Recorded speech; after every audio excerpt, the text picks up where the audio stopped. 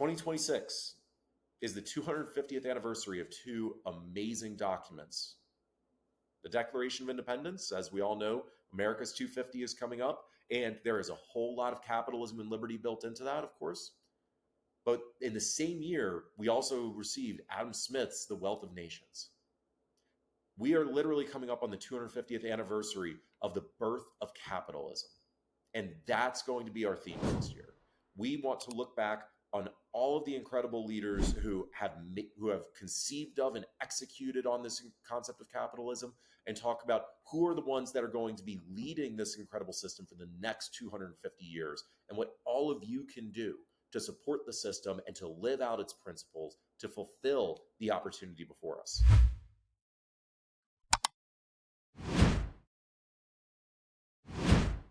Good morning, good afternoon, good evening, everyone.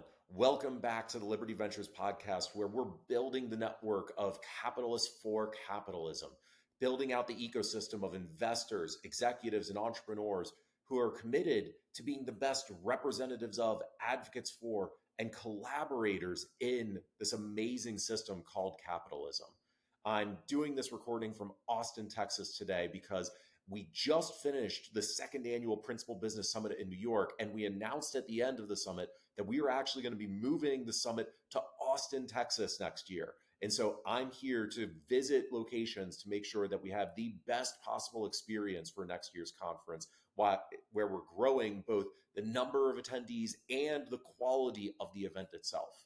And that's what I want to actually recap today, just how the second annual Principal Business Summit went a week and a half ago, and say thank you to everyone who participated in it, who contributed to making it such an incredible event, and who have already gotten to us saying that you want to help us build this movement and next year's summit even more. So for background, when we hosted the first Principled Business Summit in New York a little over a year ago, we had just over 200 attendees, and we had some amazing speakers coming out, committing early on to help us with it back then, including John Mackey, the founder of Whole Foods, Matt Cole from Strive Asset Management, and Joe Lonsdale from 8VC. And this year, we had over 400 people who registered, but it nearly doubled in size since the last year. And again, we had some phenomenal speakers come out. Dare I say, we had more high-quality speakers than last time, because we had Vivek Ramaswamy, the great capitalist for capitalism, who's now running for governor of Ohio. We had Joe DeSena, the founder of Spartan Racing, Brock Pierce from the Bitcoin Foundation, Patrick Byrne, the former CEO of Overstock.com, and Tim Draper from Draper & Associates, as just a few examples of the people who came out to speak this year. But what I was really blown away by, that I noticed at this year's summit, even more than last year, and last year was phenomenal with this too, is that it wasn't just about the speeches on stage. And actually, I want it to be more about the talks on stage next year, because we have some tremendous ideas and inspiration that's being shared with everyone across the network. Although we're going to highlight those more in the next edition of the Capitalists for Capitalism magazine. We're going to be doing more podcasts like this to get the message out there, and do a lot more to share that content outside of events. But one of the reasons I go to so many events, and why we do so many events, is to build connections between individuals. And there were so many connections made at this year's summit. I've already heard from a number of investors that they found startups that they're backing.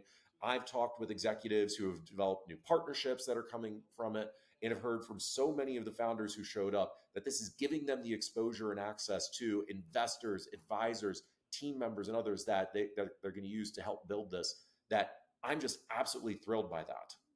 That's the best part about putting events on and going to events. The fact that you have so many people who are committed to the same goals or the same principles in one room or one building for a short period of time, that you have the chance to connect with and either start a relationship or deepen a relationship with to go forward.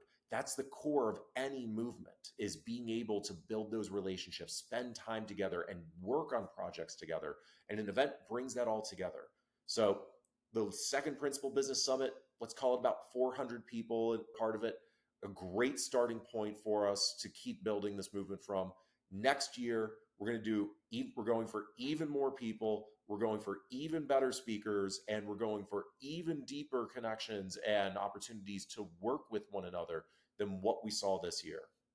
But if you weren't at the second Principal Business Summit, shame on you. Sign up for the wait list for the third annual Principal Business Summit up on the website, principalbusiness.org. Sign up by signing the Capitalists for Capitalism Manifesto to get updates throughout the year and find out more ways to get involved. And reach out to us to let us know what you would want to do to help support bringing together this ecosystem, this movement of capitalists who believe in capitalism. Now, I will share a few of the highlights for me in terms of takeaways, not just from the individual relationships, but things that I heard from speakers on stage, things I heard from attendees and what they're working on, and our strategy session the last day that are inspiring me and helping us think through how we keep building this movement going forward. The first that I want to address is actually how important it is to recognize that capitalism is a nonpartisan issue. Too often, people try to make it a partisan issue. And some people might think because we had Vivek Ramaswamy speaking on stage that there's a rightward tilt or a Republican tilt to what we're building here. There isn't. We have a pro-capitalism tilt. And sometimes, oftentimes, that seems to suggest a certain rightward lean. But actually, we had a lot of attendees at the summit who are explicitly from the left or are registered Democrats and are saying they believe in capitalism as much as anyone else. They believe in the principles of liberty, but they just happen to have a different party affiliation. And that's a great thing. To be perfectly honest, I wish we had had a Democrat or two, a politician on stage, and we're going to work to change that next year. We invited a few to come out. Either the timing didn't work or we didn't hear back from them. But we're going to make a concerted effort next year to make sure that we show that this is a nonpartisan issue, that everyone in America, at least, really around the world then too, should believe that capitalism is not only a tremendous force for good from a utilitarian position, it is the moral system for us to have. This is what America was built upon. This is what prosperity has been built upon. And it's what's going to be key to the future of humanity's prosperity. So that's number one. Capitalism is actually nonpartisan.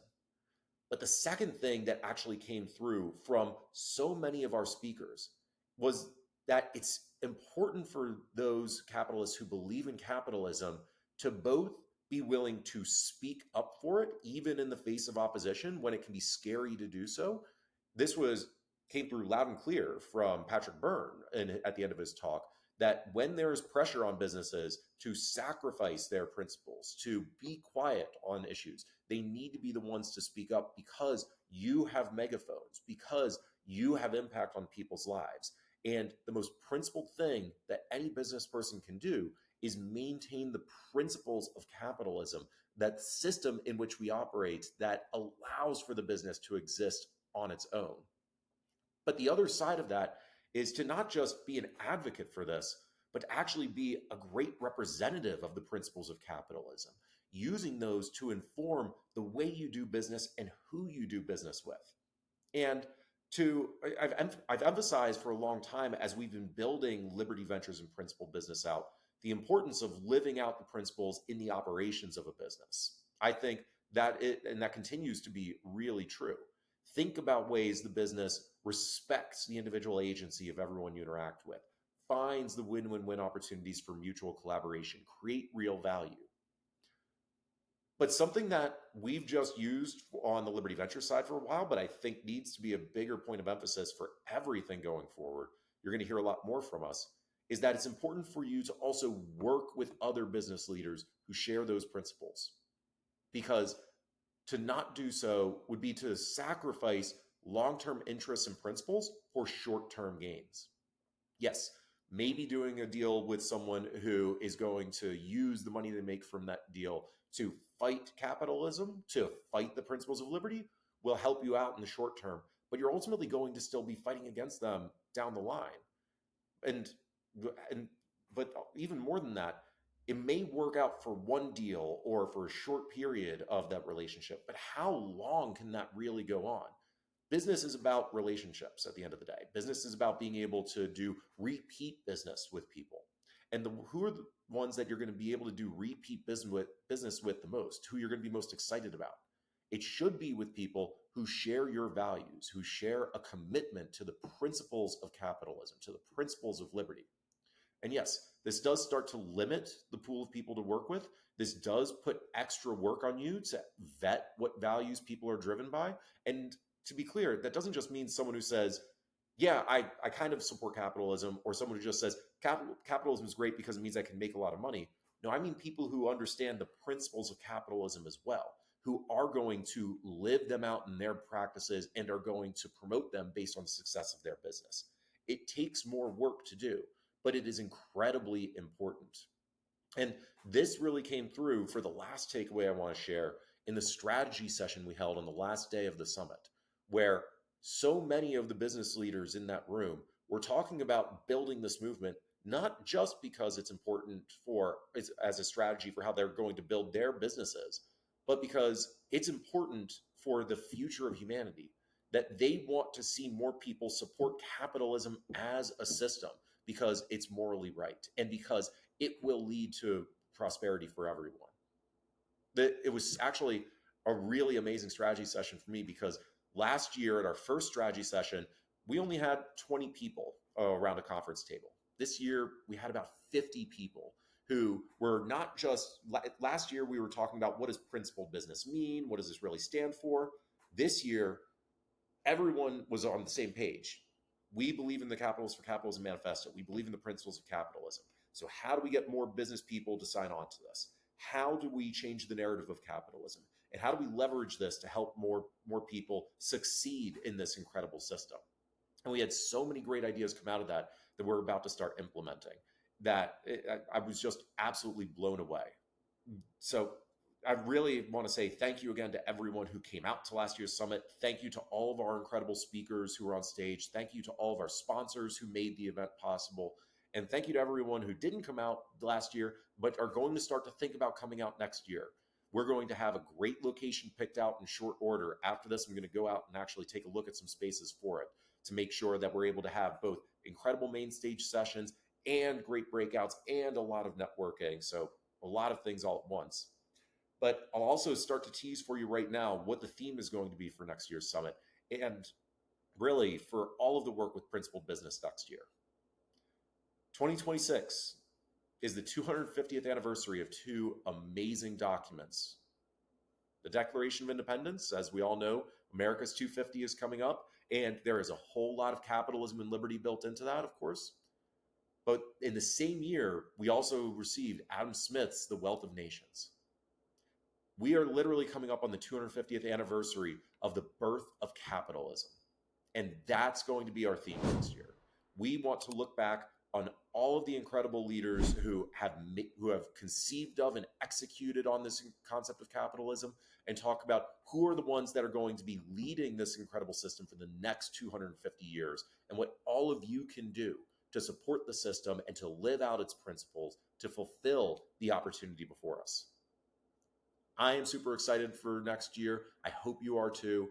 And even before that, there's a lot for us to do together. So please check out the Capitalists for Capitalism Manifesto if you haven't looked at it. Sign on to it if you haven't done so. And reach out to us to get involved in this movement before we get to next year's summit, which will be even bigger and better than this year, which was even bigger and better than last year. I'm Alexander McCobin, and super excited to talk with you all again soon. Thanks for being principled business leaders. Thank you for being capitalists for capitalism.